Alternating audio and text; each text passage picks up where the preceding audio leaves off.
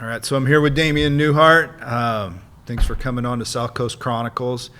Just the purpose of this podcast is just to know people's stories in recovery and just getting to know people, and hopefully your story inspires people. I know your story, so it's very fascinating, and that's why I asked you to come on our show. So thanks for coming on. I appreciate you having me, for sure. Absolutely. So you've been sober, here, push the microphone into you a little bit more. So you've been sober 9 years now. Yeah, it's been 9 years, January 30th. And I think you and I met like when?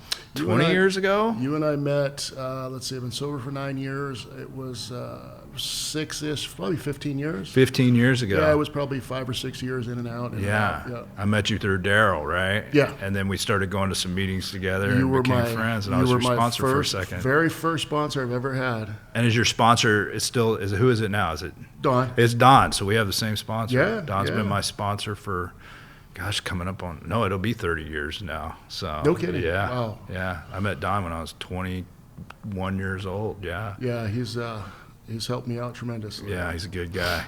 Yeah. So not always the easier, softer way, because he says it like it is, but yeah. Some of us need that from tells time to time. Tells you how it is and what you need to hear, right? Yeah.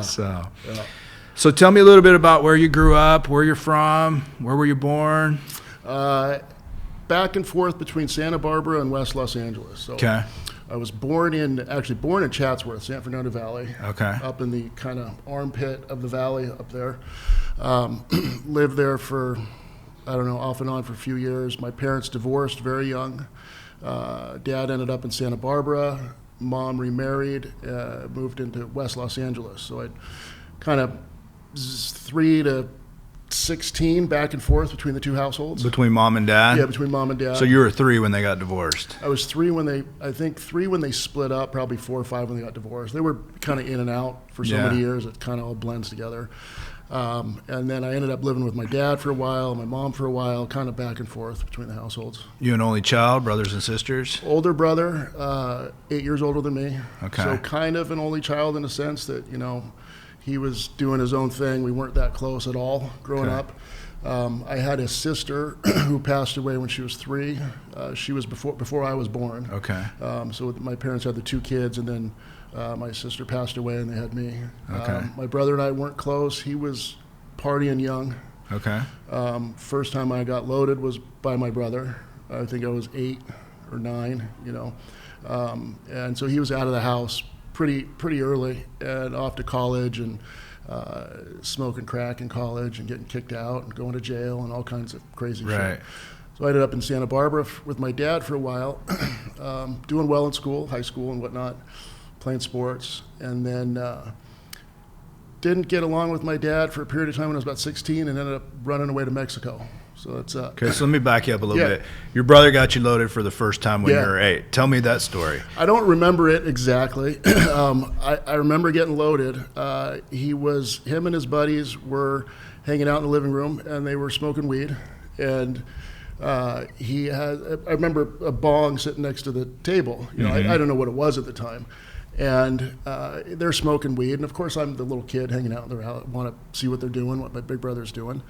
And they passed me the bong, and I take a bong rip at, 8 years old. No idea what I was doing. Probably coughed a lot. Probably threw up. I don't know. But I remember being loaded. I remember that feeling. Yeah. At 8 years old, whatever that was, it kind of clicked a little bit. Yeah. And I didn't do anything for years after that. But it definitely planted a little seed early. Okay. So you didn't do anything for years. When's the next time you got loaded? My buddy's brother's bar mitzvah. What was I, 10, 11 maybe? Drank an entire bottle of wine. Okay. And threw up all night long. I was sleeping over at his house. We went to the bar mitzvah. Somehow some of the bottles of wine came back to the house, and he kind of dared me, I think, at one of those things, and I just chugged the whole bottle of wine. Threw up all over his bedroom and didn't drink again for quite some time, till high school.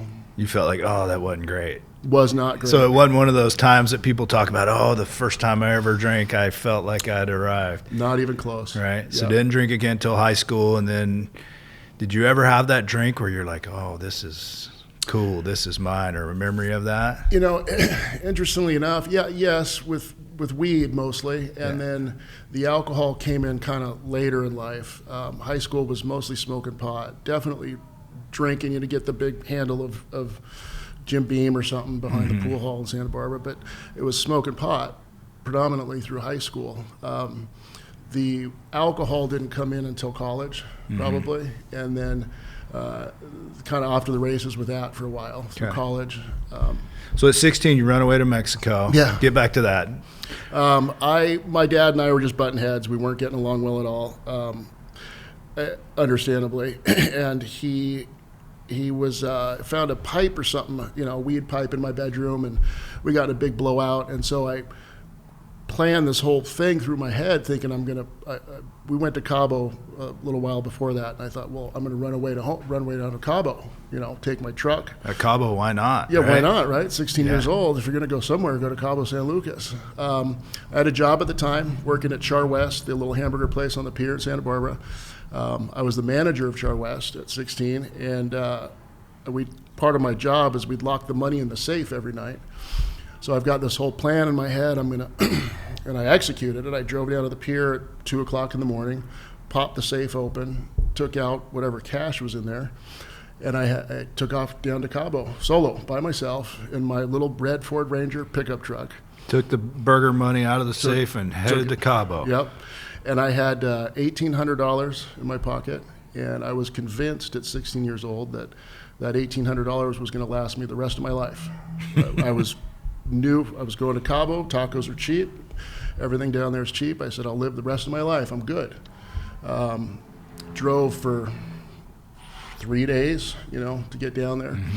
I crashed into a cow on the way down there. Scared the shit out of me. Finally made it down to Cabo and stayed with a buddy of mine who I knew down there. Ended up living there for 6 months. So would you just show up at this guy's house? Literally, yeah. I'm here. Literally, yeah. He was probably in his late 20s, early 30s, married, lives in Cabo. And I had seen him, I'd met him once 3 or 4 months before that when I was down there on a trip. Knew him a little bit through that trip, but not well.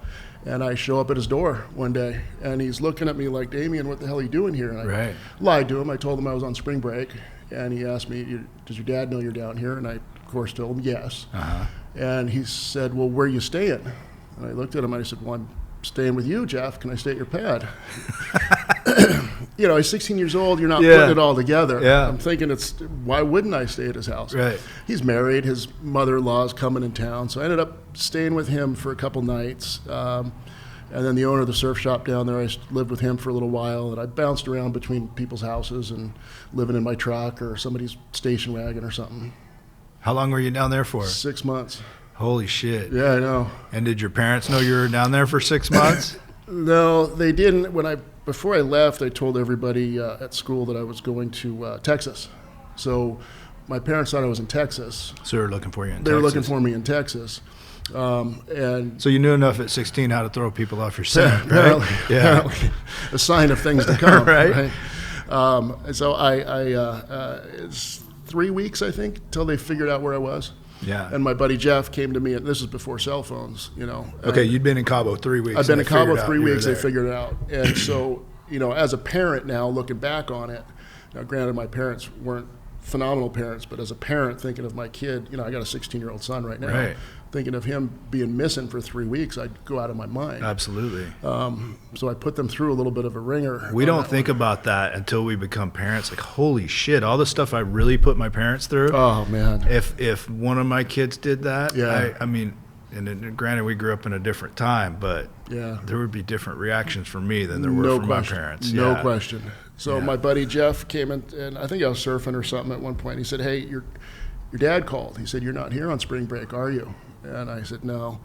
He said, well, you need to go give him a call. So I had to go to a hotel to get a phone call out of Mexico. And I called him up, and he basically said, you made your bed, like, stay down there. Oh, shit. Yeah. Yeah, we didn't have the greatest of relationships. So I stayed. I spent 6 months down there. I worked a little bit at the surf shop and did what I needed to do to get by. Spent about 6 months. My brother flew down to get me, bring me back. Okay. Yeah. So your brother just shows up. Come on, let's go. Yeah, him and his wife at the time, I think it was his first wife, flew down. We were supposed to drive back in my truck. I got a fairly new Ford Ranger, and he's such a dipshit that he didn't want to drive back. He wanted to fly back. So he went and drained all the oil out of my truck, drove around, burned out the engine, and so we had to fly back. And ended up living with him for several months after that. Okay. Because my parents were kind of over it. Done with you. Yeah. So that was like your first big act of rebellion, probably, right? Most definitely. And that would be the first one. Where do you think that comes from in us and like 16-year-old? Because, you and I both have teenage kids, and it's like there's always a little rebellion. But things that you did and things that I did at that age kind of took it to another level. Like, what do you think that's about? It's interesting. I think it's, they talk about doing things alcoholically, right? Like we go to those extremes, and unfortunately a lot of those extremes for us are very destructive and dysfunctional. I don't know. I think that there's a genetic component to it for sure. We're all built a little differently. We're wired differently. I think that kind of extremism is part of why we are, the way we are with drugs and alcohol. Yeah. We just take everything as far as we can, Yeah, absolutely. So you get back, you're living with your brother, and then you start doing good again? I mean, obviously, at some point you did because you had some success, right? Yeah. I lived with my brother for a little while, worked, interestingly enough, as a janitor cleaning banks at night, which we can get into later. But, that's ironic, right? Yeah, isn't it? Cleaning banks at night, did that for a while, and then ended up going back to school, high school. I tried to get my GED at that point. I don't remember what happened, but then I ended up moving in with my mom and my stepfather, who was an orthodontist, and worked for him in his orthodontic practice. It wasn't going to school. I was, I think, 17 years old at this point. Worked full time, doing stuff and was making retainers and scheduling appointments and stuff. Did that for a few years, 3 years. Moved out of there into Hermosa Beach. Got a good deal with a guy I knew. Lived a place down there, rented a room from him. Stayed there for about 3 or 4 years, and finally decided I wanted to go back to school. And took my GED and went to El Camino College, took some community college classes. Wasn't drinking or doing any drugs throughout this period of time. You were completely sober? Completely sober. My brother had been through treatment up in Santa Monica, somewhere in this window, and I started to have an awareness of recovery and went to some meetings actually at 17, 18 years old. Started to go to a couple young groups in Hermosa Beach. So I didn't do anything, nothing. And I was doing good, going to school, working full time, and I decided I wanted to follow in my stepfather's footsteps and go into dentistry. Okay. Did well in school, grades were really good. Ended up at Chapman University in Orange and did all my undergraduate work there. Spent 3 years at Chapman. Started smoking a lot of pot again at Chapman. A lot of drinking, for sure, but could still hold it together. Right. No question. I'm the guy that I'd be at the party, and then party would end, and I'd be studying from 2 to 5 in the morning for tests. Yeah. And then held it together for a while, and left Chapman, got into dental school up in San Francisco, University Pacific. Spent 3 years in dental school. Did a lot of drinking up in dental school, and a lot of golf, a lot of drinking, and which dental school is no joke, right? I've heard dental school is no joke. One of the hardest things you can do. It is. It's the first couple years of dental school and medical school are exactly the same. It's all just anatomy, physiology, biochemistry, all that stuff. Where they get different is in the next couple years. Dentistry, the last half, you're in clinic. We're learning all the clinical stuff. So it's tough for sure. It was difficult. I'm lucky in that I've got a good memory and I'm pretty good at that type of stuff. Right. The didactic book stuff I can handle. And then the clinical stuff I did well in. I had good hands and did well in the clinical. So it came relatively easy to me. So I did that and then graduated from dental school in 2000. 2000. And came back to LA to work in my stepfather's practices. He had 5 orthodontic practices up in LA. And I ended up taking those over at one point. Got married in that time period. So you became a dentist. Got married. Became a dentist, got married, first kid. Things were moving quickly at that point. And what was your drinking and drug use like at that point? No drugs whatsoever. Okay. Didn't even come up on my radar. A ton of drinking. Okay. A lot of drinking every day. My ex-wife was a big drinker, or is a big drinker, and so I really kind of dove into that. Right. All of our friends, everybody, circle, everybody's looking back on it. You think it's normal, but everybody's drinking alcoholically. Everybody's getting just tossed, 5 nights a week. Right. We were living up in Beverly Hills for a while, and then we moved down to Newport Beach. And so I was making the commute from Newport to West Los Angeles 5 days a week.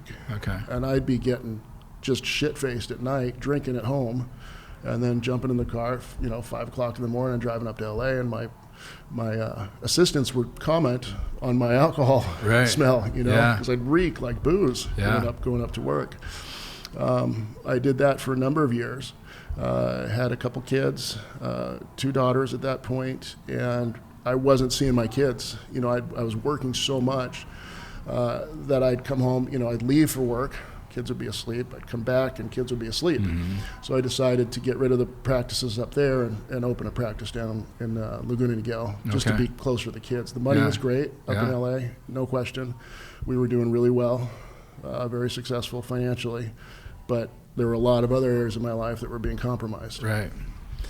The drinking continued, and then there was one, I think it was 2005-ish, opiates were kind of coming into the frame a little bit. In the news, you start hearing about people, everybody start talking about, painkillers and Vicodin. And the 6 vital sign came out around there, right? Yeah. So, I'd never in my life taken a pain med, at that point.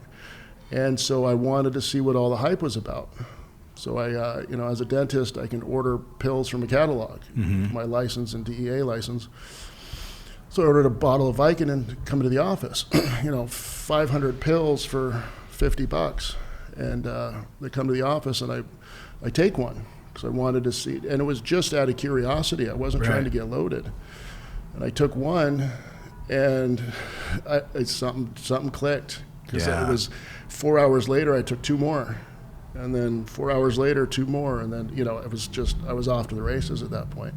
From just taking one out of curiosity. Yep, that's all it was. That's all it took. Yeah. And that became not even thinking that was even probably a risk at the time. No, totally naive and oblivious. You're seeing on the news these things about opiate addiction, but it never even crossed my brain that would apply to me. Because you're a dentist, you're in the medical field. It's like I just want to see. Yeah, like it's a scientific experiment or something. Right, yeah. And that was the beginning of the end. Right. It was it took years for me to get, to where I went, but it just became such a big part of my life. Everything and every decision, everything's focused on that. I mean, literally everything. I'm running, the very successful big dental practices. I've got 3 kids, a marriage, we got the home, we got the country club, we got a nice car. Like, you got it all. Right. But all I'm thinking about is how I'm getting more pills. Right. They shut down the where I was ordering from the catalog. They shut me down at one point because I was ordering so many. Kind of red flags were starting to come up. And of course, I just, thinking I can get around all that stuff. Right. Mind you, it's the DEA. Like, they tend to track this stuff pretty closely. I ended up writing fraudulent prescriptions for a number of years. And back then it was easy. You just make up a name and put it on it, go pick it up. Put it on a piece of paper and then it's nothing. Pick it up. Yep. Give them your name. You didn't have to show an ID and pay cash. No, I'm sure the pharmacist kind of was hip to what was going on. But I did that for a few years. And so you were able to do that for a couple of years. Yeah. I did that for a couple of years. And was it Vicodin? Was it Norcos? Yeah, Vicodin, Norcos. As a dentist, we can write prescriptions for those, no problem. I mean, I can write them for oxys too, but that's a red flag to the pharmacist. Right. Dentists, back then would do Norco prescriptions. Right. No problem. So I'd write Norco prescriptions, and I'd always mix it with an antibiotic, to make it look legit. Throw in a little amoxicillin, and it looks good. And I did that for years, and my office manager knew what I was doing because I think I wrote her a couple scripts or something. And something went on and I fired her, unrelated to this. And she said to me, she said, well, I want you to continue to pay my medical. I provided full medical for my employees. She said, I want you to continue to pay my medical insurance for the next year, or I'm going to report you to the dental board. Right. And I told her, fuck you, go report me. Right. Thinking she wouldn't, and she did. And so they did an investigation into me. About 6 months later, I had the California State Dental Board walk into my office and with a video of me, all the clips from all the pharmacies. Oh, they just showed up at your office? Oh, yeah. While you're working and patients are in there? Yep. So you're just going to work that day, thinking everything's fine. Yep. And you've got everybody fooled. Yep. Yeah, that's exactly what happened. And did you know she had reported you to the dental board? You already knew. You already knew there was some kind of investigation. When they showed up, I knew it was her. Yeah. They don't just randomly find this stuff But before out. they showed up that day, you didn't know she had done No. that. So they show up, and you're like, oh, shit, she did report me. Yeah, it was a big deal. It freaked me out. And they walk in, and, they can, they're armed. They're like, at that point, I was, intimidated. They're thinking they're cops, but, they're armed agents, and they can come into your office, and you have to talk to them. Oh, the dental board are like cops. Yeah, they're like dental cops with guns. Yes, they have Holy guns. Shit! I know, right? And so I met with the guy, and he showed me a list of names, and I look at it. Of course, I know what all those names are because I made them all up. Right. And he asked me if I knew any of them, and I said no, I don't recognize those. Then he pulled out the video. I think he had a computer laptop. Showed me the video. And I said, all right, what am I going to do? And they put you into a diversion program. They've got a good program, to be honest with you. They really try to look out for the dentists and get them help, for sure. Yeah. It's not a punitive program if you walk the line. Go into treatment, which I did, up in Promises up in L.A. It's expensive. Right. Spent $140,000 or something on treatment. Which didn't work. And then if you follow the rules, you're good. Keep your license, you get a little ding, and you're fine. So you're caught. Yes. Okay, I'll join I'll do the program. Yep. But at that point, did you kind of like go, okay, I got a problem with this, I really need to look at myself, or you just like, I got to get the heat off? I knew I had a problem. Yeah. Yeah, I knew I had a problem. Even a little bit before that, I knew there was a problem. Yeah. But I couldn't stop. And I didn't really want to stop, but I knew there was a problem. So I went up into treatment, and it went well. I was, I've already been exposed to AA and 12-step recovery programs, and so I was receptive to it at the time, for sure. And I had to do it, or I would risk losing my license. So I went through the treatment program, did well, left there after 90 days, and came home, maintained the license and practiced. They took my DEA license, so I couldn't write prescriptions for controlled substances anymore. Right. Which is probably a good thing. Yeah. Right? And ran my dental practice for a while. And then, let me think about this. Were you going to meetings? Were you doing anything, or you just go, I went to treatment, now I'm good? No, I think that's right about when you and I met. I'm thinking. Okay. Yeah, I was trying to get sober. I was in their monitoring program where they piss test you and all that stuff, and I was kind of getting loaded again, but trying to avoid the tests. And I think I got popped a couple times on a couple of diversion tests, and that's when I think I got hooked up with you. Right. Daryl had been watching me throughout this whole process, going, he's going to come around, like he needs us. Yeah. But he was patient, helpful for sure. Got me to some meetings, and that's when you and I kind of hooked up right around there. And tried for a couple years at that point to try to get sober, right? And I'd get some time and relapse and get some time, and I was going through a vicious divorce, brutal divorce. There was money stuff, there was stuff with the kids. I had 50%, for a while I had 100% custody of my kids. So I was getting divorced, I had 100% legal and physical custody of my kids. And I think about this. At that moment, there was one night when I'm sitting there on the couch with my kids, and I'm looking at them, and I've got all three of them with me, right? And there was some stuff that happened with their mom, and it was kind of a pivotal moment for our family. And I couldn't stop using drugs at that point, you know? Yeah. And I look back on that as a father and going, you know, fuck, those are my children. Yeah. Who I'm there to protect them and provide for them. And I remember sitting on the couch with them, and they're scared of other things that are going on kind of in their lives, and they're needing me, needing their father. And I continued to use drugs. And that's the addiction part, you know, that's the part in us that's really, we struggle with. You've got, you look at it and everything in the world telling me to not do it. All the reasons you need right there, and I kept going. And that's the part that we understand each other that normal people don't understand. It's like, God, I can't tell you how much. I know you love your kids. I love my kids more than anything. But when I use, I'll put drugs and alcohol in front of my kids every time. It's amazing. And it's not a choice. It's not a moral issue. It's not a character issue. It's a powerlessness issue. Yeah, you know? I know. Absolutely. And it's scary, you know. It's, most people would look at it from non-recovery perspective and go, well, just stop. Right. Well, I can't. You know, that's the problem. Yeah. So I kept that up for a while and took care of the kids and was supporting 2 households, and just there was a lot going on in my life. Relapsing in and out, and started to date my current wife, who I'm married to now. And she was handling all of her personal, we'd lived together, and she was handling all of her personal finances. And I was relapsing again. Started to relapse after about 12-ish months of being clean, and I didn't want her knowing that I'd relapsed. Right. And she's handling all our money. And I started buying pills on the street up by one of our offices up in Inglewood. And I ran up a pretty big debt to some crip on Imperial Highway. And he starts threatening me. You know, I'm going to come into your office. I'm going to shoot you. I'm going to kill you, motherfucker, da-da-da. And I needed money. Yeah. You know, not tons, but I needed a few $1,000, and I didn't want to ask her for it. So I thought it would be a good idea to go rob a bank. Right. And ended up doing that. Ended up robbing 7 banks. So let's talk about the first time you robbed a bank, because I want to just tell a little bit of story about this before we go into that. Yeah. Daryl calls me one day and goes, "Hey, look up rolled sleeve bandit on the internet."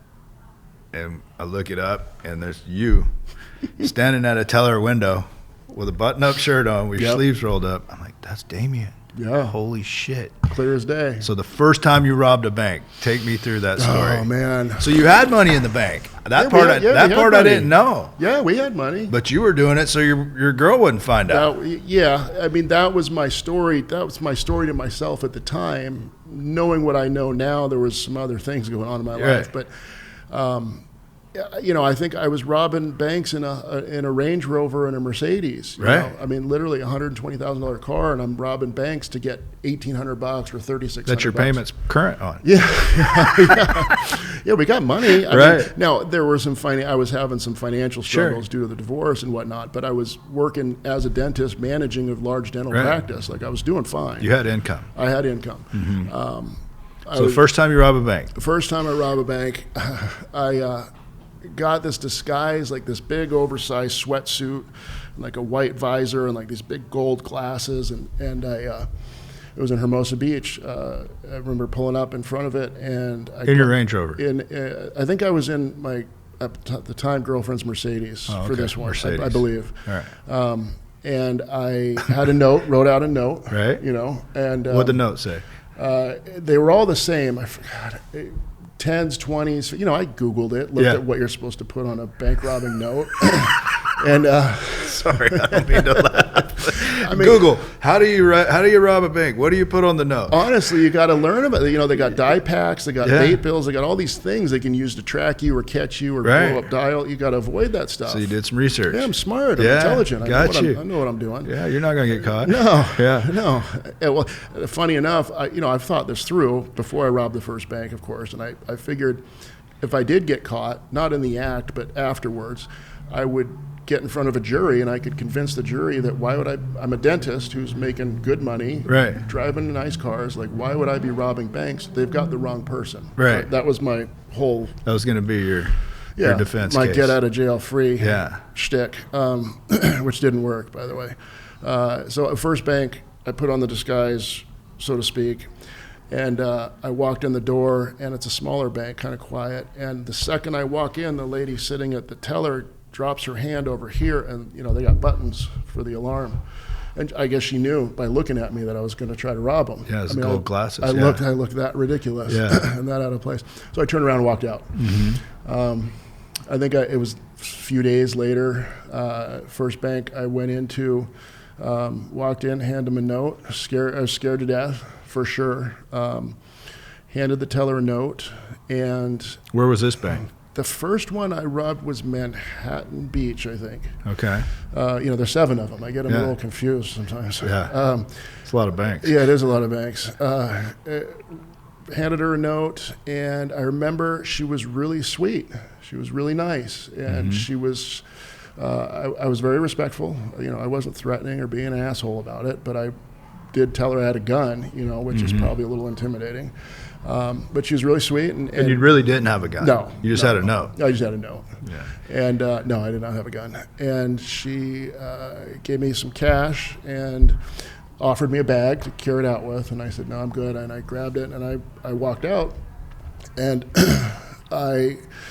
it was such an adrenaline rush, once I got through those doors and got to the car, I was kind of like high on it a little bit, scared to death for sure, but high, and I robbed the bank over my lunch break from the dental office. So I'm working in the morning as a dentist, go rob a bank real quick, come back and go back to dentistry. What was weird about it is I could switch into like a different mindset, like it never happened. It's really bizarre. Compartmentalize it. Oh, and just man. Go back then to being Mr. Dentist. Yeah, like nothing happened. Yeah. And I did that 5 times and got away with it over about a 2-month period of time. Right. There was one bank, again in Manhattan Beach, in a shopping center, strip mall, or a mall parking lot. And as I rob the bank, I come out, jump in the car, and as I pull up out of the parking lot, a cop pulls up behind me. And, he'd been in the parking lot for something unrelated to me. And he ended up, I make a right turn, he follows me, right turn, he follows me, and I thought I was hit for sure. Yeah. And then I'm leaving down Sepulveda, and he hits the lights and then pulls into the bank parking lot. He got the call that somebody robbed the bank, and I got off. He didn't come after me, but that was the scariest moment where I almost got caught. But it didn't stop me. I did 2 more after that, I think. And do you think you got addicted to the rush of it, or do you think because you owed the guy $2,000? Yeah, that was it. Yeah, and that's why you did it the first time. Yeah. Then I bought more pills and I owed him more money. Oh, okay, so it was like a cycle. Yeah, it became a whole thing. You owed the crip that was going to shoot up your Yeah. dental practice money, and so when you needed money, and then I go back to the crip that threatened me to buy more pills, and it's a whole cycle. But there's definitely a rush to it, no question. I like the pills more. That if the pills were free, I wouldn't be robbing banks. Right. But it was a little bit of a rush, and I got kind of cocky with it. And I ended up robbing 2 banks in one day within like a mile of each other, right? So I robbed one and the cops are going here. I go to the other one and rob that one. Now, mind you, I'm not wearing a disguise robbing any of these banks. Right. I'm literally walking in. I think I had sunglasses on for a little bit, but I'm walking in like my rainbow sandals and shorts and rolled up sleeve shirt. Yeah. But no disguise on my face. And it shows how just oblivious I was, clueless, thinking I'm invincible, nobody's going to touch me. I'm almost back to that 16-year-old kid that went to Cabo, right? Literally, that my ego thought I was, so untouchable that nothing's going to happen to me. But it did, so I robbed those 2 banks, and then the next day I'm in the dental practice, and I didn't put it together at the time, but there was like a bunch of cops, across the street in a parking lot from my office that I caught a glimpse of one day, or 1 hour that morning. And I didn't know that, but they were there for me. Right. They were getting ready to come bust me. And then as we were shutting down the office that night, full tactical team, trucks, SUVs jumping the parking lots, guys coming out, guns, gear, the whole 9. They wait for all your patients to leave? Most of them, yeah. One of the dentists that was working for us was still there. My wife, girlfriend at the time, was working there. She was there. One assistant and a patient were there. And they got me in the parking lot out front. And to show you, this is how delusional I was, they had me on the ground, and the guy that had me on the ground, I look up and I look at his belt, and he's got a Homeland Security badge on his belt, right? Mm-hmm. And I'm laying there looking at his badge, and I'm going, oh, Homeland Security, like they're terrorism. I said, they got the wrong guy. This is a mistake. Yeah. Yet I had just robbed 2 banks the day before, and I still think like I'm good. Right. I was that twisted in my thinking. But I didn't get out, they took me to jail that night, and I didn't get out for 5 years. Yeah. Gone for 5 years. Yeah. What was that like being in jail that first night? Like, what were you thinking? You didn't have any more pills, right? What's interesting is that's one of the main things I was concerned about was coming off those pills. I was taking 40 Norcos a day at that point. Oh, wow. Yeah, I know. So that probably hurt. Yeah, it was vicious. I mean, brutal. And then on top of that, abandoning my kids, my girlfriend, just the blow up of life. And I look back on it, and I'm not a suicidal person. I've never even contemplated suicide. I think that was kind of like my version of suicide in the sense that my life had gotten so out of control and uncomfortable, right? Challenging with the divorce, the money, and the kid. There was just so much going on that I kind of pulled the plug, so to speak. So the first night in jail was tough, scary for sure. I mean, I was just in a holding cell by myself. It wasn't intimidating scary. It was just what's going to happen scary. Right. And I'm coming off pills, so I'm kind of just starting to feel bad. Yeah. And then I'm going to start feeling real bad. They kept me in Santa Monica Police Department first, then moved me down to the Federal Detention Center in LA for the pretrial facility. And that was an eye-opening experience for sure. I've never spent a moment in handcuffs in my entire life, let alone jail. So that was your first time ever in jail? First time ever. Yeah. Well, I was in jail in Mexico once, but that's overnight. I was just teenage drunk stuff.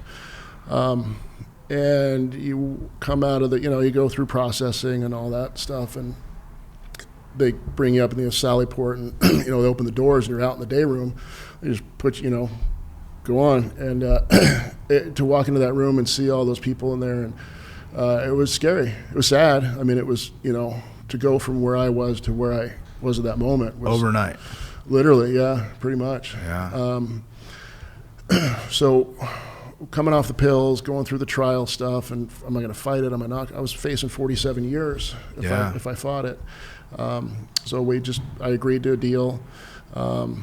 And coming off the pills in jail was horrible. How long did that take for you to feel somewhat? 3 weeks. 3 weeks. Yeah, I'd say 3 weeks till I started to feel somewhat normal. Yeah.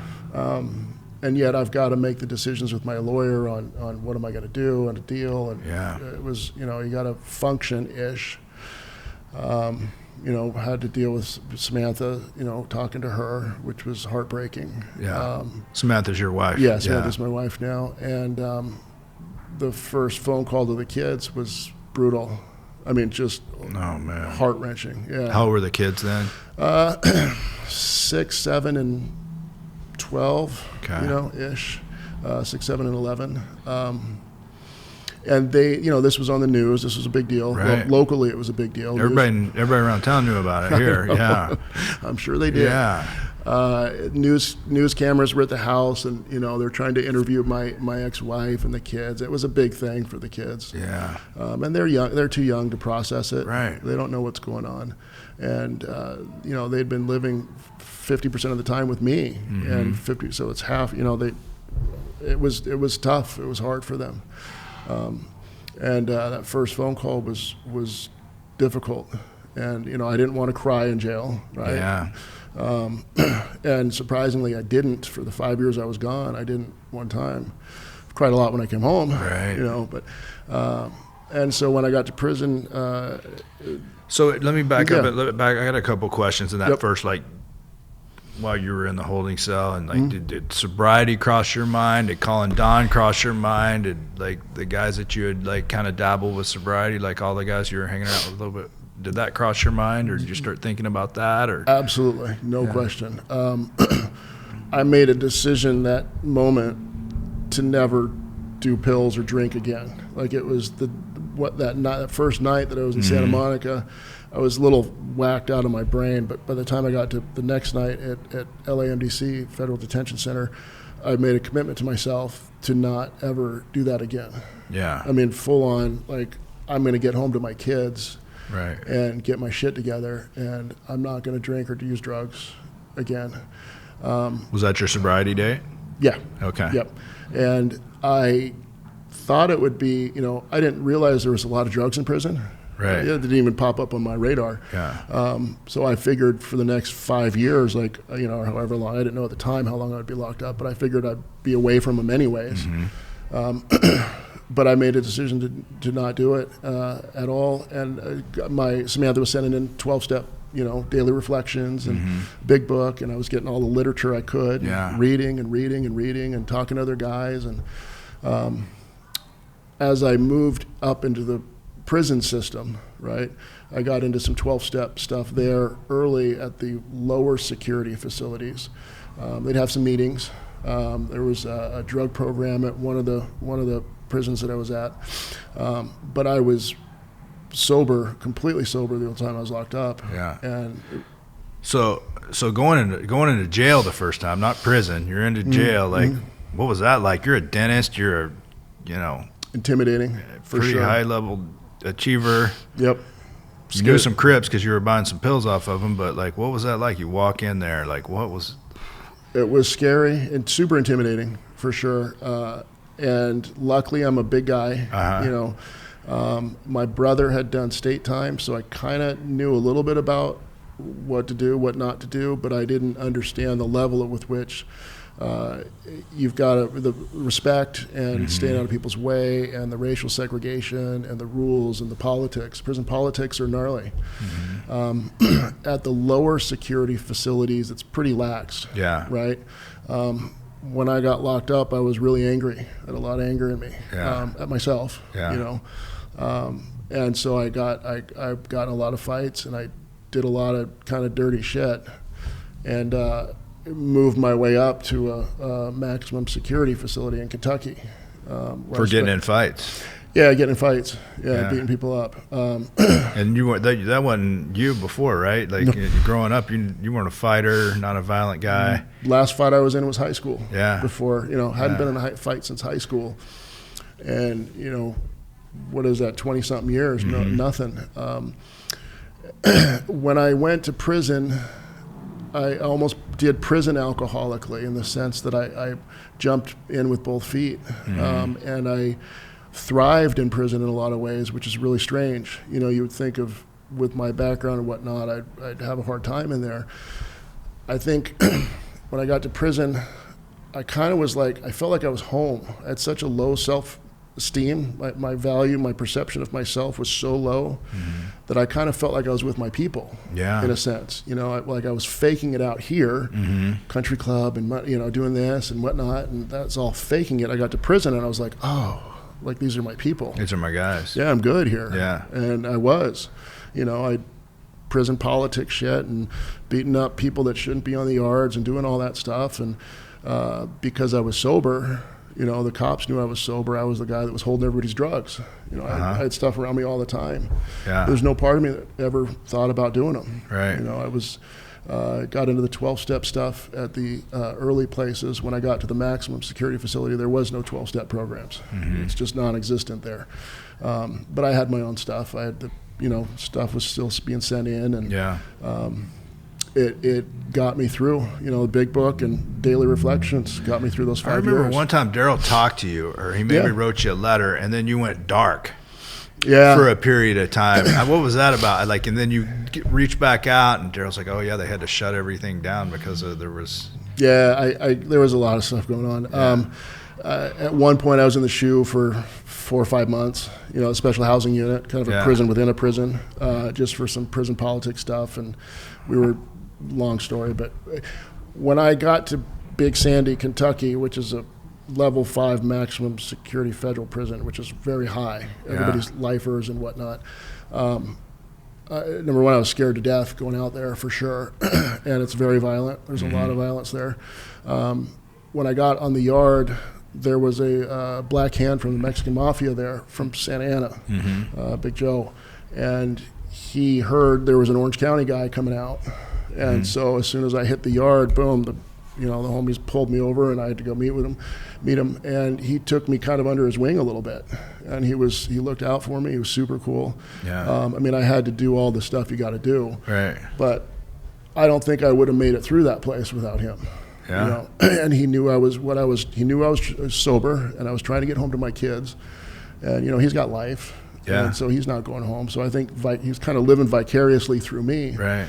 And he supported me in staying sober and getting home to my kids. He kept saying, like, I'm going to get you home, like, you're not getting more time. Because a lot of guys there will, do stuff that they'll catch more time. Stabbing people and whatnot.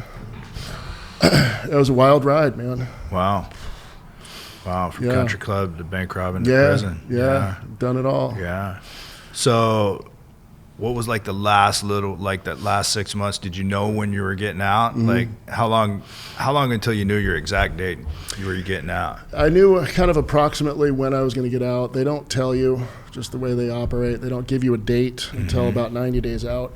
But I started to reach out and set up some networks for coming home. Reached out to Daryl and I think Dawn, maybe while I was towards the end. And Samantha had been visiting me. She's been all over the country seeing me. She stuck by you. She stuck by me. Yeah. Wow. I'm very blessed. Yeah, she's amazing. Yeah. She's been unbelievably supportive. She's absolutely incredible, and I'm very blessed to have her in my life. And she rode it out the whole time. A lot of it's because of my kids. She's very close with my kids, as she was at the time. And she loves them dearly. And if it was just me, she probably would have bounced. Right. It was the kids. Set up networks to come home, and I'll never forget, going to the Wednesday night meeting for the first time, coming home. Right. And I walked into that room, and that was my home group before I left. And it was like coming home. I mean, everybody, where else in the world can you go as a bank robber coming out of prison that you're met with unconditional love and support? Welcome home. It was amazing. It was very, I goosebumps talking about it. And the men in that room have been so supportive of me coming home, and welcoming and non-judgmental and unconditional. I couldn't do it without them.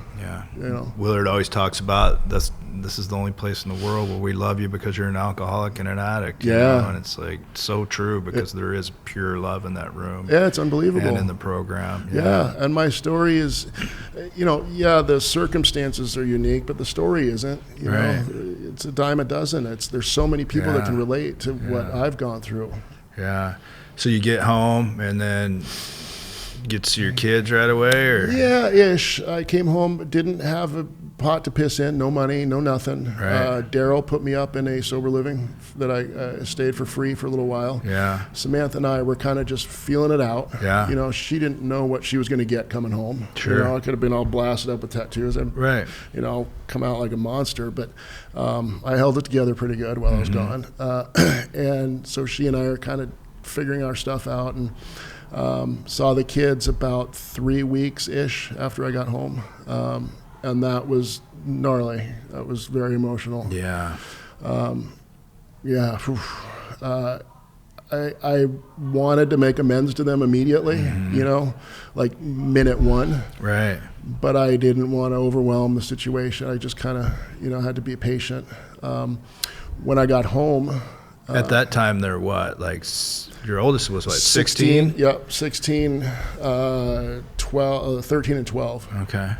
And when I got home. So they're old enough at that time to know what had happened. They know what's up. On. Yeah, they know what's up. And they were, they loved me and they were welcoming, but they were pissed. Sure. Rightfully so. They were hurt. And I did some really shitty stuff to my kids. And I'll spend the rest of my life trying to make that up to them. But when I got home, I got into like that control mode again. I kind of mentally relapsed into I want to make everything happen. I wanted to force the kids. I wanted to force the custody. I wanted to force this and force that because in my brain I'm like, I got to make up for lost time. Right.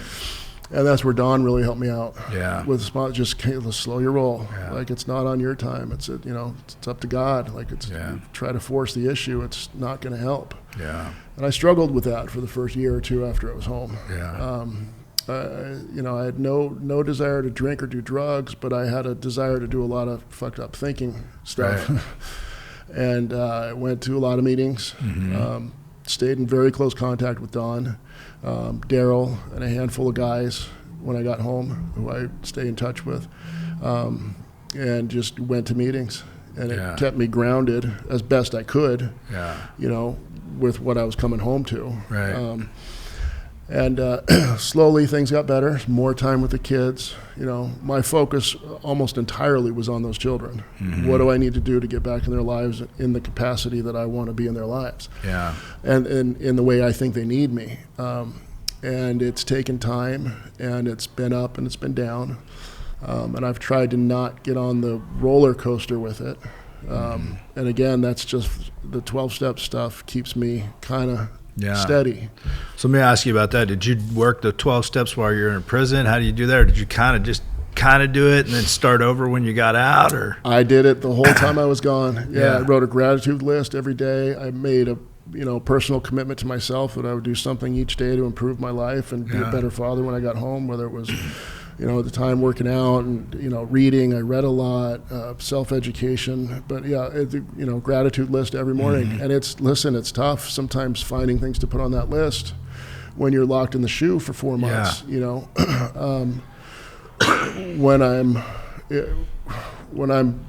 I did a lot of kind of dirty shit in prison, and I didn't feel great about myself for a lot of times, but I still made that list every single day.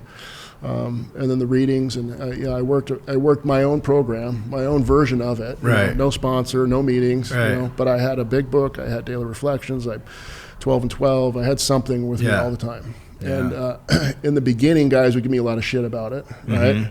But I'd stop that pretty quick, and they'd see the benefit to it. We got a lot of white guys in prison are getting loaded. Almost every one of them. Yeah. A lot of them are getting loaded. And so if they've got a white guy in their car who's sober, well, they can capitalize on that in a lot of ways. So it ended up working out okay. Yeah. Yeah. Got it. All right, so you get out, call Don. Kind of like that story in the big book when the tornado comes through and the farmer comes out and says, hey, isn't it great the wind quit blowing kind of thing? You want everything to be cleaned up right away. Right away, and immediately. So what's that process been like? Challenging, for sure. Yeah. I'm kind of a go-getter by nature. I want to get shit done. Yeah. And to not have any money is foreign for me. That was a new concept. I grew up in Bel Air, California. I lived in I had all that stuff. Yeah. And to have nothing was humbling. To come home to Newport Beach with no money, walking around, bumming rides from people. And I worked in a salad factory making pre-made salads you buy in the stores for a while, and I was stoked to have the job. I was very grateful, but it was tough. I wanted to make everything happen on my time, and it took some time for me to kind of trust that God's going to make it work out, that the kids are going to come back into my life when it's time, me forcing it's more pushing them away than anything else. They're teenagers. Sure. I left, they were 6, 7, they were young. And naturally teenagers are pushing away from their parents. Yeah. It took some time. Samantha and I kind of real quickly, she realized I didn't come home a monster, so we kind of, got back together very quickly. And it's been a journey. Dawn has been, my sponsor's been phenomenally helpful. I mean, unbelievable. And the guys in the program has just been, and I couldn't do it without them. Yeah. It's been a journey. Yeah. What would you say your biggest gift of sobriety has been this time? What would you say is like your most rewarding part of it? living honestly in my life. Every aspect of my life and everything I do is honest now, and it has been for some time. I don't have that. You know how it is. You're always looking over your shoulder, making stuff up, lies to cover the lies. And I don't live that way anymore. Yeah. Everything I do, I speak truthfully. I'm honest in every aspect of my life. I don't have anything to hide. Yeah. When I first came home back into the community, it was a little scary, because I was, kind of ashamed a little bit, and didn't want to show my face and didn't feel good about what I had done because I hadn't really processed it all yet. But now that I have, I'm cool with it. I did what I did. Yeah. And it wasn't the greatest move by any stretch. I mean, it was pretty shitty what I did. Right. But I feel good about where I'm at now. Yeah. And it's because of the 12-step, program and what I've learned here about being honest, operating with integrity, do what you say you're going to do. Yeah. That has transferred into all aspects of my life, right. And it makes everything so much easier. Doesn't it? I don't have to worry about stuff. Yeah. I mean, there's life things that come up, but I'm not getting in the way of stuff. Yeah. I'm not inserting myself in things and trying to control it. And right. Just let it play out. Once I kind of finally got to that point where things are going to happen how they're going to happen, and I'm not always in this headspace, but no. the program keeps me in that headspace a lot of the time. Yeah. And I just show up, and like our sponsor says, just show up, tell the truth, and be of service. That's his mantra, That's it. And when I live my life in that headspace, things seem so much easier. Don't and I'm so much more relaxed. Yeah, I know. And that's the be of service. I'm glad you said that. That's kind of what got me back with my kids, was being of service to them, as opposed to me trying to, again, force the issue. Yeah. How can I help them? And I moved that into other areas of my life, and I've been successful in other areas that I'm just trying to be of service to people. Do the right thing, take care of people, show up. You're pretty proud of your kids. Tell me about them. My kids are phenomenal for what they have been through. My son, James, lives with Samantha and I full-time, 100% of the time. He has for and how old is he? Years. He's 16 now. Okay. Yeah, he's been with us for a couple years now. And he's, just unbelievable stud. Golf team, nice. Great student, wants to go 4-year school.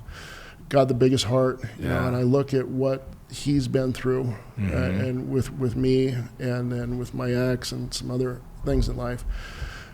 He's got a good head on his shoulders. He's doing great. The girls, Sophie and Chloe, are doing wonderful. I just had lunch with Sophie on Valentine's Day today. Nice. She's doing great now. She and I have a great relationship. Chloe and I, my oldest, are in and out a little bit still. She's 21. I love her dearly. She's kind of doing her own thing right now. We were going to therapy and spending some time together recently. But it's just been fun to watch them, become adults. Yeah. They're getting there, and I see myself in them and their little nuanced personality, characteristics. Yeah, it's been a lot of fun. That's great. Okay, so final question, and I ask everybody this. What is your message to the person that's out there struggling? Because you've been there, right? What's your message to that guy that may have this whole facade of this life, and behind the scenes he's struggling, or anybody that's struggling with drugs and alcohol? What's your message to them? Oh gosh, it's got to be really profound, huh? I think the message is don't give up, in the sense that look what I've overcome, and I'm just a person. I didn't do any, I persevered because I didn't give up, and I put my faith in God and kind of the men around me, the people around me. There's always light out there somewhere, right? It doesn't matter how dark it is, and wherever you're at, there's always an opportunity to improve. Maybe the next day, maybe a week later, maybe a year later. You've got to be patient, but don't give up. Yeah. There's too many people, there's a lot of people dying right now, which is tragic. Yeah. But that doesn't have to be the end point. You can go to jail, you can die, or you can have this amazing life beyond anything you imagine possible for yourself if you just keep pushing, right? Yeah. Just don't give up. Yeah. It's easy to do sometimes. Love it. Oh. Yeah. Well, thank you so much for coming on and being so open and honest about your story, and I appreciate that, yeah. All right, yeah, baby. It's been fun. All right, Thanks, man. guys. All right. All right.